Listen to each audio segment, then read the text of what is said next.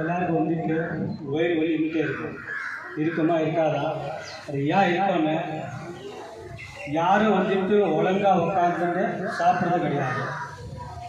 ஏன்னா நம்ம சீக்கிரமாக எப்படியோ ஒன்று சாப்பிட்டுட்டு வந்துடுறோம். நாங்கள் சாப்பாடு ஜீரணம் ஆகாது.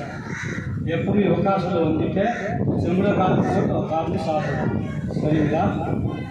ஸோ இதில் வந்துட்டு வயிறு சம்மந்தப்பட்ட ஒரு ஆசனங்களை பண்ணலாம்.